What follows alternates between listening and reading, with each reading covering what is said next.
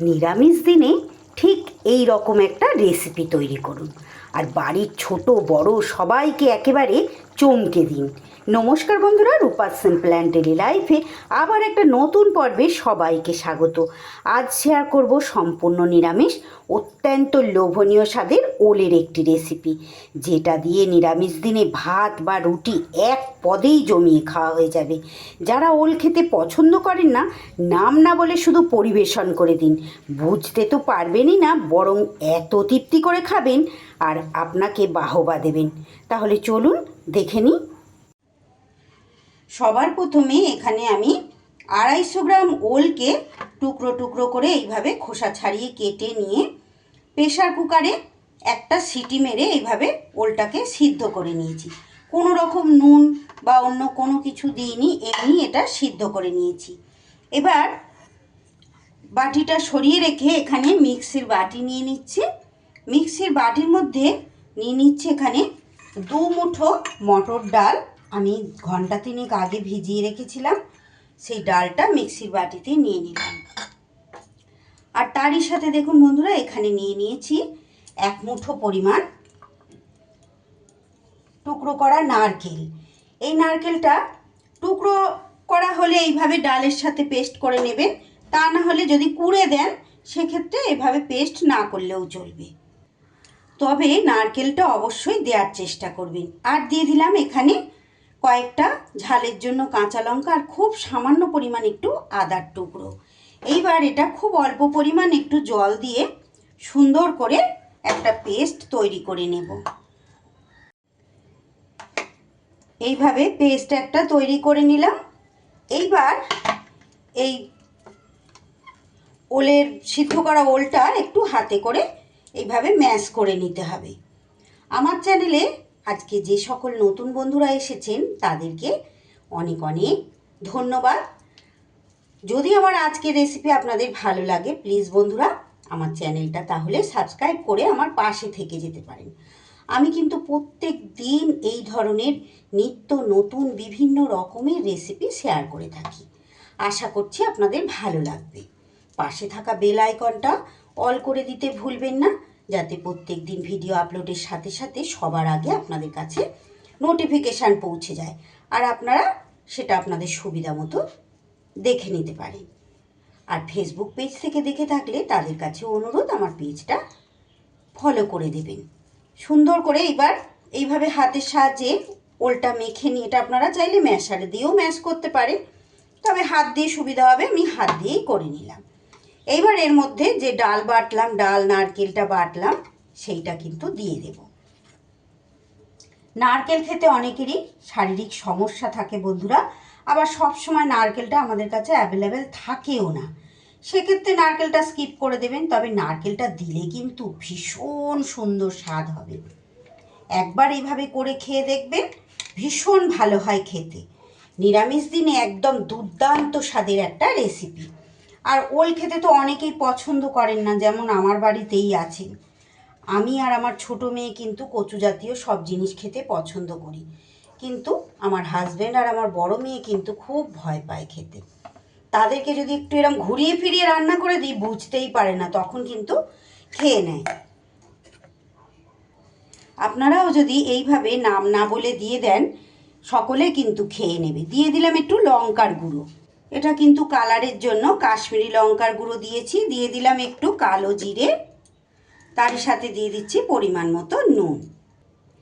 যারা একটু মিষ্টি মিষ্টি ধরনের খেতে পছন্দ করেন তারা চাইলে কিন্তু একটু এখানে চিনি দিয়ে দিতে পারেন। এইবার হাতের সাহায্যে সুন্দর করে মেখে নিচ্ছি। সব উপকরণগুলোই খুব সুন্দর করে মাখিয়ে নিতে হবে। আজকে রেসিপি ভালো লাগলে প্লিজ বন্ধুরা একটা লাইক করে দেবেন। ভিডিও শেষে একটা ছোট্ট কমেন্ট করে জানিয়ে যেতে ভুলবেন না যে আপনাদের কেমন লাগলো, যাতে করে আমি বুঝতে পারি যে সত্যি আপনাদের কতটা ভালো লেগেছে। আমার চ্যানেলে নতুন বন্ধু পুরনো বন্ধু সব বন্ধুদের জানাই অসংখ্য ধন্যবাদ আর অনেক অনেক ভালোবাসা। যে সকল বন্ধুরা প্রত্যেক দিন আমার সঙ্গে জুড়ে থাকেন, আমাকে অনেকটা ভালোবাসা দেন, তাদেরকে অসংখ্য ধন্যবাদ আর অনেক অনেক ভালোবাসা। সুন্দর করে আমার সব কিছু উপকরণ কিন্তু মেশানো হয়ে গেছে। দেখুন, যেহেতু ডালটায় বেশি জল দিইনি, বেশ একটা শক্ত শক্ত ভাবের কিন্তু তৈরি হয়েছে। বিশেষ কিছুই লাগে না, খুব সামান্য উপকরণে ভীষণ সুন্দর একটা সুস্বাদু রেসিপি। এইবার গ্যাসে কড়াই বসিয়ে কড়াইতে দিয়ে দিচ্ছি পরিমাণ মতো তেল। আমি এখানে কিন্তু রাইস ব্র্যান অয়েল ব্যবহার করেছি। আপনারা আপনাদের পছন্দ মতো যে কোনো তেল দিয়েই কিন্তু তৈরি করে নিতে পারেন। তেলটা গরম হলে এইবারে দেখুন, হাতে করে এইভাবে চ্যাপটা চ্যাপটা করে কোপ্তার মতো আকার দিয়ে এগুলো তেলের মধ্যে ভেজে নিতে হবে। আপনারা আপনাদের পছন্দ অনুযায়ী গোল শেপও দিতে পারেন, তবে এইভাবে হাতে করে এরকম চেপটে চেপটে দিলে কি হবে, বেশ সুন্দর করে এগুলো কিন্তু ভিতর থেকে ফ্রাই হবে। ফার্স্ট ব্যাচেরগুলো কিন্তু বেশ সুন্দর, বেশ লাল লাল করে দেখুন কি লোভনীয়ভাবে ভাজা হয়ে গেছে। এবার এগুলোকে তুলে নেব।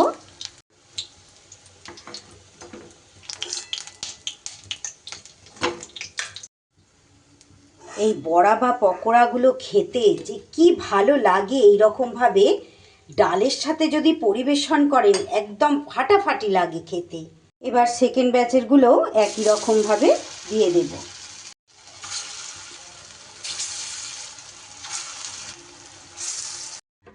এদিকে ডাল বাটার ওই মিক্সির বাটির মধ্যে এবার আমি গ্রেভির জন্য একটা মশলা রেডি করে নেব।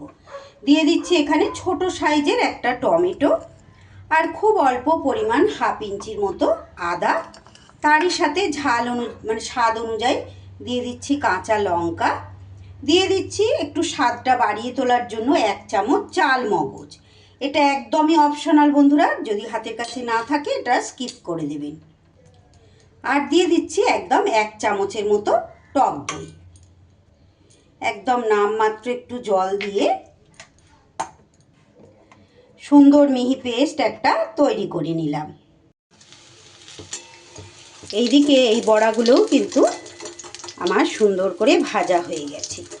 নিরামিষ দিনে তো অনেক রকমের ডালের সাথে বড়া তৈরি করে আপনারা খান বন্ধুরা। গ্রেভি করতে যদি নাও হাতে সময় থাকে, এইভাবে একদিন এই বড়াটা ভেজে খেয়ে দেখবেন কি যে ভালো লাগে, ভীষণ ভালো লাগে ডাল ভাতের সাথে এই বড়াটা। এবার এই তেলটা এই কড়াইয়ের মধ্যে আরও একটু তেল দিয়ে দিচ্ছি অল্প পরিমাণ। এবার এর মধ্যে ফোড়নে দিয়ে দেব আমি তেজপাতা, ফাটিয়ে নেওয়া একটু ছোট এলাচ, লবঙ্গ, দারচিনি, আর তারই সাথে একটু গোটা জিরে। যদি আপনাদের পছন্দ হয় বন্ধুরা, এখানে অবশ্যই একটু হিং কিন্তু অ্যাড করে দিতে পারেন। আমার হিং খেতে সমস্যা বলে আমি কিন্তু হিং দিলাম না। নিরামিষ এই রেসিপির মধ্যে ফোড়নে একটু কিন্তু হিং দিলে খুব ভালো স্বাদ হয়।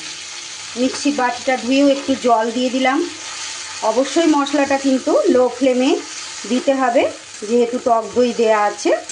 এইবার এর মধ্যে গুঁড়ো মশলা হিসাবে এখানে আমি দিয়ে দিচ্ছি সামান্য পরিমাণ, একদম হাফ চা চামচ ধনের গুঁড়ো, পরিমাণ মতো হলুদ গুঁড়ো, আর একটু কালারের জন্য কাশ্মীরি লঙ্কার গুঁড়ো আমি দিয়ে দিয়েছি। যেহেতু কাঁচা লঙ্কা ব্যবহার করি আমি, তাই কিন্তু রেসিপির মধ্যে আমি প্রায় সময়ই কাশ্মীরি লঙ্কার গুঁড়োটা কিন্তু ব্যবহার করে থাকি। যারা প্রত্যেক দিন দেখেন তারা হয়তো ভাবেন যে সব রেসিপির মধ্যেই কাশ্মীরি লঙ্কার গুঁড়ো। এটা একটু দেখতে ভালো হওয়ার জন্য দিই বন্ধুরা, আপনারা চাইলে এটা স্কিপ করে দেবেন। দেখতে ভালো না হলে তো কোনো কিছুই খেতে আমাদের ভালো লাগবে না, তাই না? মশলা থেকে কিন্তু খুব সুন্দর তেল ছেড়ে দিয়েছে। এই পর্যায়ে আমি হাতে করে গুঁড়িয়ে একটু দিয়ে দিলাম কসুরি মেথি। এইটা দিলে কিন্তু খুব সুন্দর স্বাদ হবে। এইবার এটাও হাতের কাছে থাকলে দেবেন, না থাকলে এটা কিন্তু না দিলেও চলবে। একদম সিম্পলভাবেই করতে পারেন, খুব ভালো হয় খেতে বন্ধুরা। এইবার দিয়ে দেব আমি জল।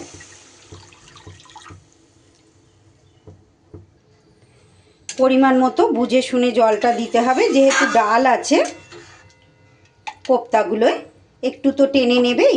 এবার ঢাকা চাপা দিয়ে মিনিট 2 ফুটিয়ে নেব। 2-3 মিনিট গ্রেভি খুব সুন্দর করে ফুটিয়ে নিয়ে এইবার আমি এখানে দিয়ে দিচ্ছি নুন, যেটা আমি আগে অ্যাড করতে ভুলে গেছিলাম। এইবার ভেজে রাখা কোপ্তা বা বড়াগুলো দিয়ে দিলাম। আমি এখান থেকে কয়েকটা তুলে রেখেছি ভাজা খাওয়ার জন্য।